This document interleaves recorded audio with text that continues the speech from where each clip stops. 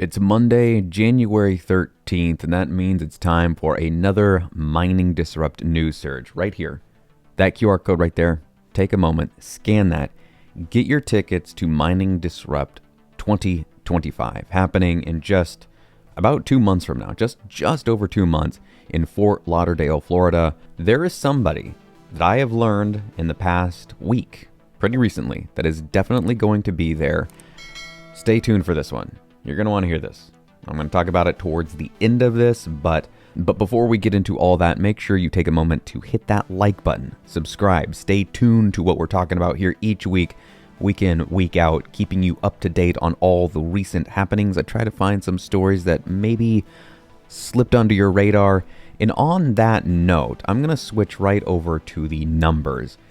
And this week, I'm going to point your attention to this number right here. I'm not going to talk about the price. You can see that. You probably know what it is already. There's no point for me to reiterate that. But this number right here, the public nodes, this reminds me of the three things that make the trifecta of Bitcoin. You've got your self-sovereignty. You've got your self-custody. You know about that one. You've got your hardware wallet. You've got options for taking self-custody of your Bitcoin. That's probably the most well-known of the 3 points of the trifecta. The second point is running a node. That's this number right there. Right there. The public nodes, we've got a bit over 20,000 right now. You could add one more to that by running your own node. So you've got the self-custody, point 1. Point 2 is running your own node so that you know that you are interacting with the blockchain. You know exactly what's going on there. And then the third point, that's right here. This hat, Solo Satoshi. You can get a BitAxe from Solo Satoshi, others, and that is the third point of the trifecta, that trifecta of true self-sovereignty, the self-custody, running your own node, verifying that you are interacting with the blockchain in the way that you actually want to be, and you know it, you don't have to trust, you verify.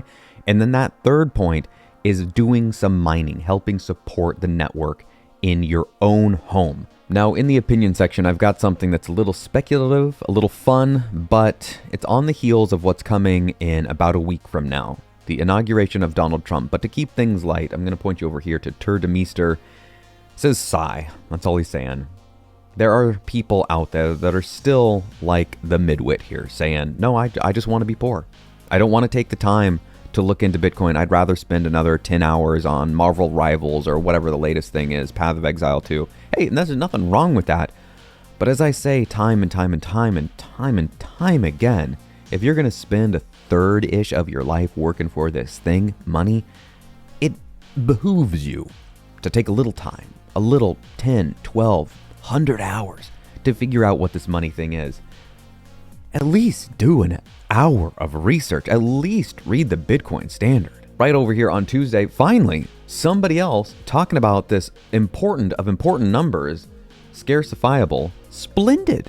A new all-time high of the reachable nodes. Bitcoin is winning. And I commented, I said, you're the only other person I've seen note this. It is one of the most important numbers in all of Bitcoin. And he says, agreed. I'm baffled. Now, moving right into Wednesday, I've got a question for you. Let's say you go into work. You went into work today. Let's assume you're into work. Bob, your manager, pulls you aside and says, hey, Jim, I've got a question for you. You can now be paid in Bitcoin. A percentage, 100%, 1%. What would you like to do? Oklahoma senator just filed a Bitcoin Freedom Act to allow wages to be paid in Bitcoin. It's happening. Well, here's the thing, ladies and gentlemen, you can already, in a manner of speaking, do that right now. There are services like River or Cash App, others I assume, but those I know, that you can allocate a certain amount of your paycheck to go directly into Bitcoin. No fees. Now heading on into Thursday, we've got some news coming out of Jan 3. Nick Szabo joins Jan 3 as chief scientist to lead research on Bitcoin's role in monetary policy, trade, and sovereignty. And if you forgot, Jan 3's main mission is getting global, nation-state level adoption.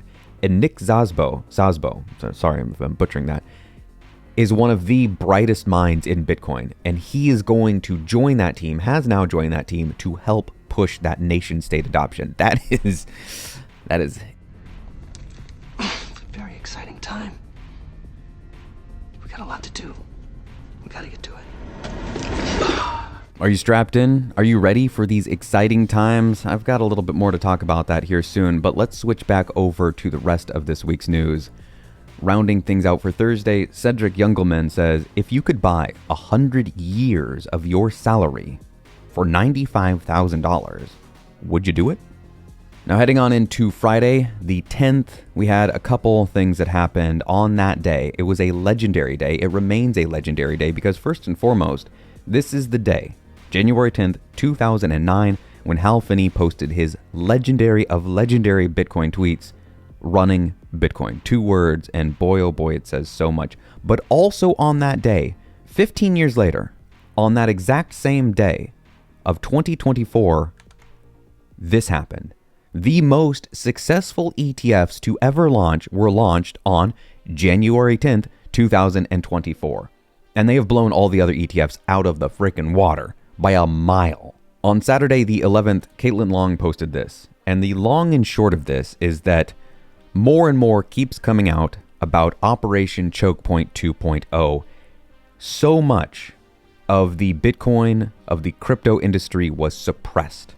And I've heard people saying that in the last cycle, we should have reached 100,000, 150,000. I've heard some people go so far as to say, we really should have reached, if everything had been cruising along just as swimmingly and we hadn't had all these people suppressing and blocking it, maybe even 200,000. Well, here's my question to you. When we've had more money printed in the last 4, 5 odd years than ever before, and that still suppression, that suppression happened, what are we coiled up to do this cycle? And on that note, let's move right into the opinion section because this is something that made the news. I didn't mention it yet, but this is in the news. This is why Trump and Elon won Greenland. Mineral resources. You've got iron, gold, uranium, zinc, copper, other. But you know what you also have? See all that? That's white? It's cold there. It is cold in Greenland. And you know what really benefits from a cold environment? You're here, you're on a mining dedicated channel listening to a guy talk about Bitcoin. Yeah, you probably figured it out already. Bitcoin mining would benefit hugely by being situated in Greenland. Can you imagine if Greenland became a territory of the US and became the epicenter of Bitcoin mining? And I'm not the only one thinking this way. Over here on Bitcoin Magazine, buying Greenland would be a huge boost to US mining from Nicholas Hoffman. He's talking about that very thing. Trump has talked about this. He wants a Bitcoin strategic reserve. JFK is on the transition team. Tulsi Gabbard is on the transition team. These are people in the current White House administration, or, well, soon to be in about a week as of my posting this. You've got people like Caitlin Long. You've got people like Cynthia Lummis. You've got Jason Lowry talking to people in Congress, in the ears of politicians. You've got Saylor, the most Bitcoin of Bitcoiners in terms of how much he hodls with MicroStrategy, doing Bitcoin things to the maximum of Bitcoin things. And these are all people pushing in this one particular direction. And Greenland could very well play a major economic role in all of this. It could be a massive, massive boon for the US economy, the likes of which we haven't seen in a long time. I mentioned earlier that somebody's going to be at the mining expo that I can announce. That's this guy right here. If you want to meet me, if you want to talk Bitcoin, if you want to talk Magic the Gathering cards or video games, I'll be there and we can shoot the breeze, talking the warm summer air, or inside in air conditioning Fort Lauderdale, where the expo is going to be at. I'm going to be there. Say hi.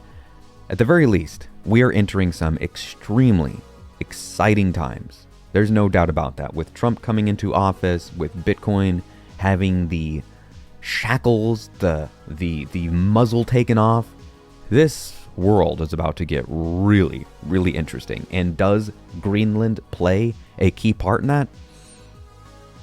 Remains to be seen. But if you want to see me, you can see me down in Fort Lauderdale in just about 2 months. Get those tickets right there. That QR code right down there. And I'll see you here next week.